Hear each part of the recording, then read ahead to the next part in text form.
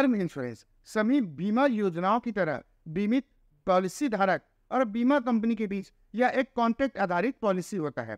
इसे ही term life insurance भी कहा जाता है, क्योंकि यह कई प्रकार की लाइफ इंश्योरेंस पॉलिसियों में से एक होता है। यदि पॉलिसी होल्डर की अचानक से किसी कारण से मृत्यु हो जाती है, तो यह कवरेज पॉलिसी बीमा धारक के परिवार की पूरी तरह से फाइनेंशियली सुरक्षा करता है। अगर पॉलिसी की पीरियड खत्म हो चुकी है और उसके पहले अगर पॉलिसी धारक किसी कारण से मर जाता है या उसकी मृत्यु हो जाती है, तो बीमाकर्ता दावा राशि का भुगतान करते हैं। आज की भागदौड़ भरी जिंदगी में रोटी, कपड़ा और मकान के साथ ही लाइफ इंश्योरेंस का महत्व भी लोगों के समझ में धीरे धीरे आते जा रहा है।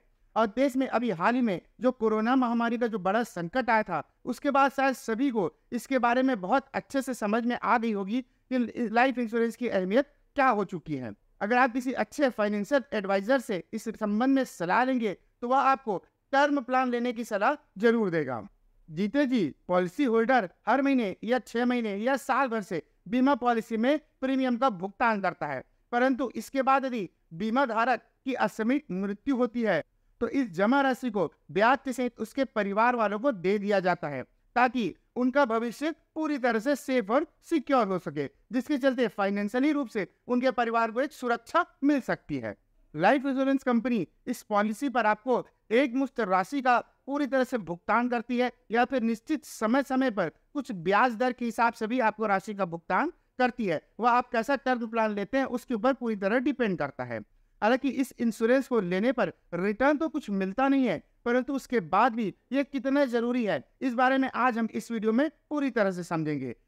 तो आप ही अगर अपने परिवार की सिक्योरिटी और सेफ्टी फाइनेंशियली रूप से खास तौर पे चाहते हैं, तो यह वीडियो आप जरूर देखें। तो चलिए समझते हैं पहले इसके क्या क्या फायदे हैं। पहला तो काफी किफायती प्रीमियम, यानी कि खरीदने में आसान है, आप इसमें राइडर भी जोड़ सकते हैं। इसके अलावा टैक्स बेनिफिट पूरी तरह से मिलता है, पूरी लाइफ का अच्छे से आपको कवरेज मिलता है। उसके अलावा death benefits, flexible premium payment, यह जो है इसके बहुत सारे फायदे हैं। टर्म इंश्योरेंस यानी लाइफ इंश्योरेंस प्लान बोलना चाहिए। सही मायने में बीमा आमतौर पर यह देखने को मिलता है कि ज्यादातर लोग जो बीमा कराने की अपनी प्लानिंग कर रहे हैं, वो अपने लिए इस तरह का पॉलिसी चुनते हैं जिसमें कि रिस्क कवर तो हो ही, परंतु उन्हें साथ में एक अच्छा खासा रिटर्न भी मिले। अमूमन रिटर्न देने वाली पॉलिसी को ही लोग लाइफ इंश्योरेंस की पॉलिसी मानकर चलते हैं और अपना ज्यादातर उसी तरफ ध्यान देते हैं। लेकिन अगर आप ध्यान दें तो टर्म प्लान को ही लाइफ इंश्योरेंस पॉलिसी सही रूप में कहा जाता है, क्योंकि इस प्लान के चलते ही आपकी लाइफ के साथ अगर कुछ अनहोनी हो जाती है, तो ऐसी स्थिति में आपके फैमिली की जो सिक्योरिटी होती है, खासतौर पे आपके परिवार की जो फाइनेंशियली सिक्योरिटी होती है, उसकी गारंटी यही टर्म प्लान लेता है। फाइनेंशियल एक्सपर्ट भी ज्यादातर यही सलाह देते हैं कि लोगों को टर्म प्लान में पहला अपना ध्यान देना चाहिए। खासतौर पे अगर आप सर्विस करते हैं या जॉब की शुरुआत की है, तो एक टर्म पॉलिसी आपको अपने जॉब की शुरुआत में ही थोड़ा थोड़ा पैसा बचा के इन्वेस्ट करके ले लेना चाहिए। अब जानते हैं अगर आप शादीशुदा है, तो आप यदि हस्बैंड है या वाइफ है, तो दोनों में से किसको टर्म प्लान लेना चाहिए, पति को या पत्नी को। ज्यादातर इंश्योरेंस खरीदने के समय लोगों के दिमाग में कई प्रकार की अलग अलग चीजें आती है, जैसे कि टर्म प्लान लेते समय कुछ ज्यादा ही लोग सोच विचार करने लगते हैं। इसका मेन रीजन यह है कि क्योंकि यह टर्म प्लान आपको कुछ रिटर्न देता नहीं है। अगर हम बात करें तो एक फैमिली में अगर पति और पत्नी, हस्बैंड वाइफ दोनों अगर जॉब करते हैं, तो फिर टर्म प्लान लेना किसे चाहिए। वैसे सही बात तो यह है कि आप अगर जॉब में हैं या आप बिजनेस कर रहे हैं या स्टूडेंट है या कुछ भी है, तो टर्म प्लान आपको जरूर लेना चाहिए। खैर हम अभी पति और पत्नी की बात करें, अगर दोनों वर्किंग है तो इसे दोनों ही आसानी से लेकर अपने और अपने परिवार का एक लाइफ कवर कर सकते हैं। परंतु अगर दोनों जॉब कर रहे हैं या दोनों में से अगर एक ही जॉब कर रहे हैं, तो फिर किसको लेना चाहिए। तो वैसे ज्यादा अच्छा तो वह है कि जो फैमिली का मेंबर नौकरी में हो, उसे टर्म प्लान लेना चाहिए। अगर हम उसको एक एग्जाम्पल के तौर पर समझें, तो अगर मान लीजिए हस्बैंड नौकरी में है और उसकी वाइफ हाउस वाइफ है, तो फिर पति को अपने लिए टर्म इंश्योरेंस कराना चाहिए, क्योंकि नौकरी के कारण उन्हें ज्यादातर घर से बाहर एक स्थान से दूसरे स्थान या कहीं कभी बाहर या फील्ड वर्क का भी कई लोगों को बहुत सारा काम होता है, तो उस हिसाब से उनको लेना चाहिए। और अगर वाइफ जॉब में है तो यह प्लान उसके लिए उतना ही जरूरी है जितना अगर पति को है। वैसे अगर आप महिला है तो आपके लिए खास बात यह है कि पुरुषों के मुकाबले महिलाओं के जो टर्म इंश्योरेंस प्लान होते हैं वो अपेक्षाकृत सस्ते होते हैं। तो इस तरह आप पति या पत्नी के बीच टर्म इंश्योरेंस का प्लान भी कर सकते हैं, जिसके और भी अन्य पैमाने हैं जिनके भी आधार पर आप जो मतलब जिसको लेना है, मतलब कौन ले, उसका भी सिलेक्शन कर सकते हैं। जैसे अगर नौकरी में नहीं है तो जो घर में कमाऊ है, मतलब जो पैसा कमाता है, जिसके ऊपर परिवार की पूरी जिम्मेदारी है, जो पूरा घर का बोझ उठा रहा है, पूरा खर्चा उठा रहा है, उसे तो अनिवार्य रूप से अपना टर्म इंश्योरेंस प्लान लेना ही चाहिए, क्योंकि उन्हीं के दारोमदार में पूरे परिवार का खर्चा वहन हो रहा है, उन्हीं के हिसाब से पूरा परिवार चल रहा है, उन्हीं की ही कमाई में पूरा परिवार चल रहा है। अगर वो नहीं रहेंगे तो ऐसी स्थिति में परिवार की जरूरतों को पूरा कौन करेगा? फाइनेंशियली रूप से परिवार ऐसे सिचुएशनों में किसी की मृत्यु होने के बाद टूट जाता है और बहुत ज़्यादा उनकी फाइनेंशियल स्थिति कमजोर हो जाती है।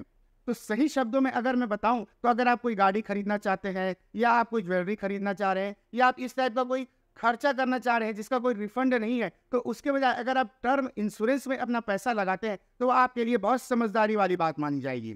बाकी खर्चे अपनी जगह है, परंतु इसे खर्चा नहीं, ये आपके लिए एक पूरी तरह से सिक्योरिटी है। अगर आपका कोई होम लोन चल रहा हो तो उसके हिसाब से तो फिर आपका टर्म प्लान आपको ले ही लेना चाहिए, क्योंकि आपके जाने के बाद अगर आपके केवल परिवार के खर्चे के लिए नहीं बल्कि घर की छत की भी स्थिति गड़बड़ा जाएगी। कुल मिलाकर साफ शब्दों में मैं अगर आपको बोलूं तो टर्म प्लान आपको लेना ही चाहिए। आपके ना रहने पर आपके परिवार को किसी भी प्रकार के फाइनेंशियली, सही शब्दों में बोलूं तो रोटी कपड़ा मकान वगैरह की आवश्यकता भी पूरी होती है, क्योंकि इसमें एक अच्छा बड़ा अमाउंट एक साथ बीमा कंपनी आपको देती है, जिसके चलते वह उस पैसे का सही उपयोग भी आगे चल के कर सकेंगे। कम से कम उम्र में यह प्लान खरीदना बहुत सौदे का होता है। बड़े बड़े बीमा एक्सपर्ट भी इस बात को बोलते हैं कि जितनी कम उम्र में अगर आप टर्म प्लान ले लें उतना ही आपके लिए सही होता है। इसका सबसे बड़ा बेनिफिट यह है कि कम उम्र के हिसाब से आपको जो प्लान है वह सस्ते में मिलेगा, और टर्म इंश्योरेंस प्लान खरीदने के बाद इस पॉलिसी के खत्म होने तक प्रीमियम में किसी तरह का कोई बदलाव नहीं होता है। मतलब एक बार जो आप प्रीमियम देंगे वह आप आखिरी तक के उसी प्रकार का वही प्रीमियम आप देते रहेंगे। उसके अलावा आप टर्म इंश्योरेंस प्लान जब लेते हैं तो बीमा कंपनियां दूसरी पॉलिसियों में भी आपको कम प्रीमियम पे अच्छा बीमा का ऑफर करते हैं। कि मान लीजिए आप 30 साल के हैं तो फिर आप 8 से 10 हजार रुपए सालाना प्रीमियम पर 1 करोड़ रुपए तक का टर्म प्लान परचेस कर सकते हैं। पर टर्म प्लान लेते समय आपको 5 बहुत जरूरी बातों का ध्यान रखना जरूरी है। पहला, टर्म इंश्योरेंस खरीदने के समय आप ध्यान रखें कि प्रीमियम बचाने के चक्कर में छोटी अवधि का प्लान ना ले। आमतौर पर आप टर्म प्लान 5, 10, 30 या 40 वर्ष की अवधि तक के लिए ले सकते हैं। बहुत छोटी अवधि के लिए टर्म प्लान लेना समझदारी की बात नहीं होती। दूसरा, टर्म पॉलिसी खरीदते समय किसी भी प्रकार की जानकारी अपनी छुपाए ना। इसके अलावा पॉलिसी में आपको नॉमिनी ऐड करना चाहिए, जो कि बहुत जरूरी है, क्योंकि आपको अगर कुछ होता है तो उसके बाद आपका जो नॉमिनी है पूरी की पूरी रकम उसी को दी जाती है। कुछ लोग ऐसा प्लान खरीदते वक्त समय अपनी मेडिकल हिस्ट्री को छुपा देते हैं। उनको यह डर रहता है कि कहीं इसके चलते उनकी पॉलिसी में किसी प्रकार की रुकावट ना आ जाए या कोई परेशानी ना आ जाए या फिर अधिक प्रीमियम देना पड़ेगा। तो ऐसा करना बिल्कुल गलत होगा, क्यों उस समय कई किस्म की कागजी कार्यवाही के समय भी बहुत किस्म की दिक्कतें आती है। तो इस बात का विशेष ध्यान रखें।